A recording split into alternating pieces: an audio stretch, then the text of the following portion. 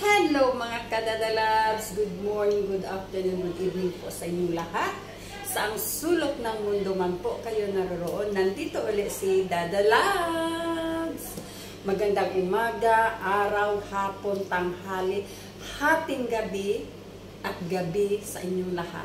Sa ang sulok ng mundo man po kayo mga kadadalabs, nandito naman tayo, nagluluto tayo ng mini crispy turon. Wow! Pero wala akong wrapper, but ita-try natin ang wonton wonton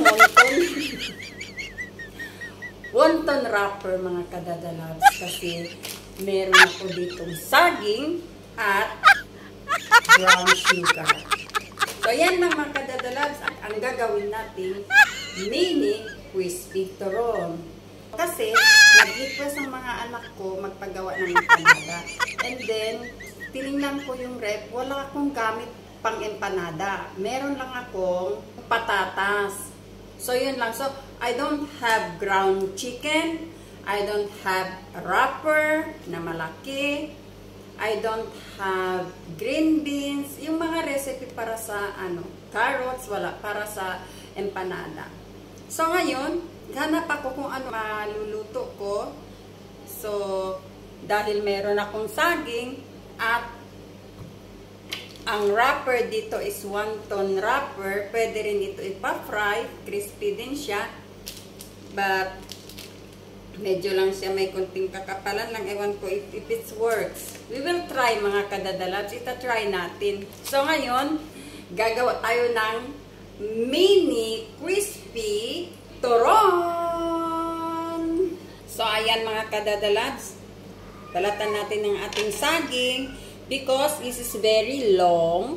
So, hahatiin natin kasi maliit lang ang ating gagawin natin mini turon. So, hatiin natin into 2 pieces kasi mahaba kasi ang saging nila dito. So, ayan. And then, we will cut it into half. And then, into half again. And then, into half. And then, ito. So, ganyan lang mga kadadalabs. Pero pag ang saging natin ay maiksi lang, no need na natin i-cut. We don't need to cut it into half. So, ayan. So, I just want to show you how to prepare for it before natin ipa-fry. And then, hahaluan natin dahil in the first place, wala akong langka. Hindi available ang langka natin. So, ang gagamitin ko lang is brown sugar. Alam nyo mga kadadalags, mas malasa pa itong brown sugar kahit walang langka. So, ayan.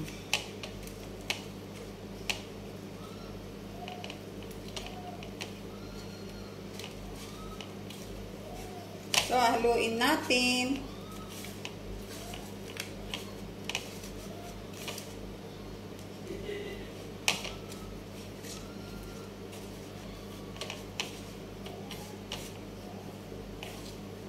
So, ayan mga kadadalabs. And then, i-wrap na natin. I don't know if this works, mga kadadalabs, kasi ito ay para sa dumpling. But we will try. Makapal kasi siya, oh. Yan. We will try. Ayun. Then, anonin muna natin para mabilis.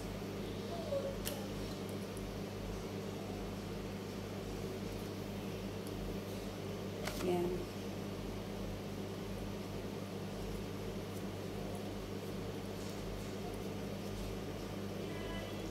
Tcharam! So, ita-try natin mga kadadalabs. Yan. Kuha tayo ng isa. Nag-melt na ang suka. So, yan. And then, medyo Yan. So, yan ang ating mini turon. Lagay natin dito.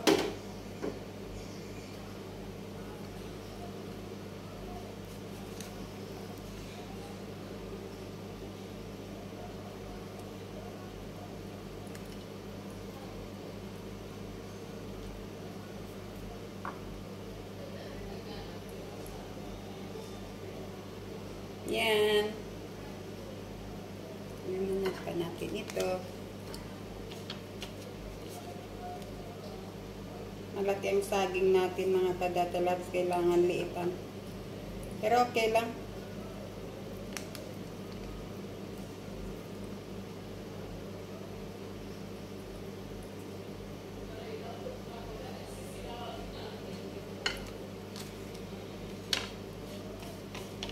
Dahil mainit ang panahon mga kadadalabs, madali siyang mag-melt ang sugar.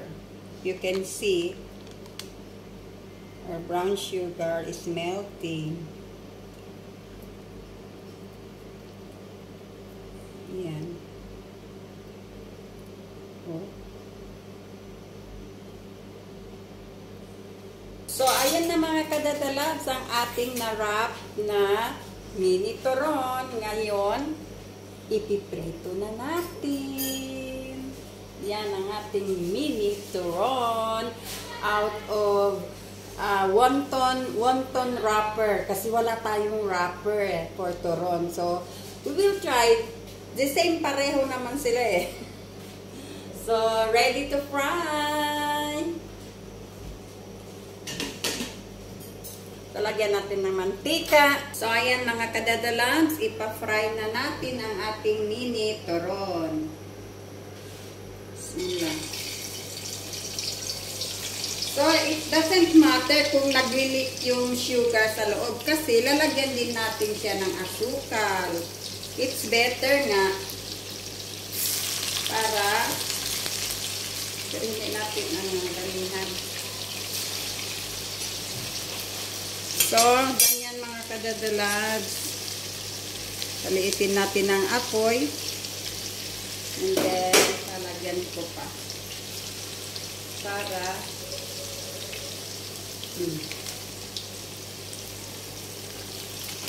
and then, bubuhusan natin ng sprinkle. We will sprinkle with brown sugar. Bago natin baliktarin. Yan. So, kailangan naka-ready ka sa ano. And then, before we turn it, and then, ang gagamitin natin.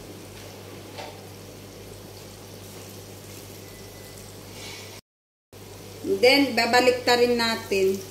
Yan. Ganyan mga kadadalabs ang magpa-crispy ng turon.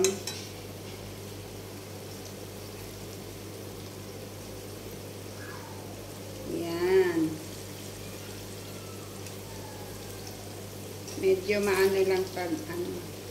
So pag nabaliktad na natin lahat, and then we will sprinkle again the other side. Yan. Para mabalot talaga siya ng ng sugar.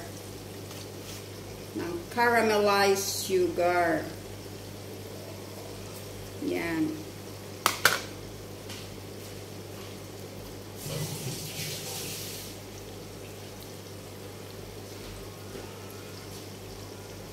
So ngayon mga kadadalabs, hahaluin na natin. Yan. See? So, lakas-lakasan natin ang apoy.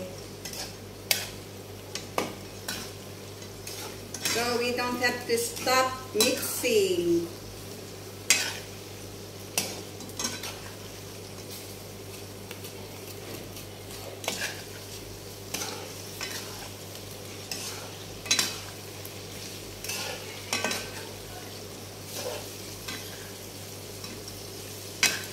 ayan mga kadadalabs, halo lang tayo ng halo hanggang ang sugar ay mag-caramelize na siya. Sa turon, kailangan hindi mo tigilan ang paghalo hanggang sa ang sugar ay mag-caramelize na. Halisin na natin sa kawali kasi ang sugar niya ay mag-caramelize na. Yan, para hindi siya magdikit-dikit.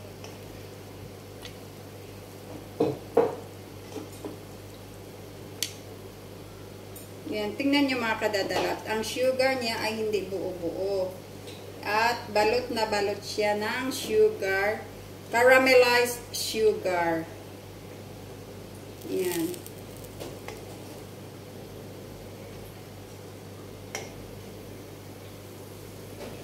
So, ayan ang ating crispy mini turon. Yan. Ang ating crispy mini turon. So, ayan mga kadadalabs, maraming salamat sa inyong lahat sa panonood. And kung sino man ang nakakapanood pa lang dito at hindi pa nakapag-subscribe, please don't forget to subscribe, like, and share. At kung ano man ang gusto nyong tanungin, you can comment down below. Maraming salamat sa ang sulok ng mundo man kayo naroroon. Magandang umaga, araw, tanghali, hapon, gabi at hating gabi sa inyong lahat. Pwede kayong mag-midnight snack ng mini crispy turon. Bye!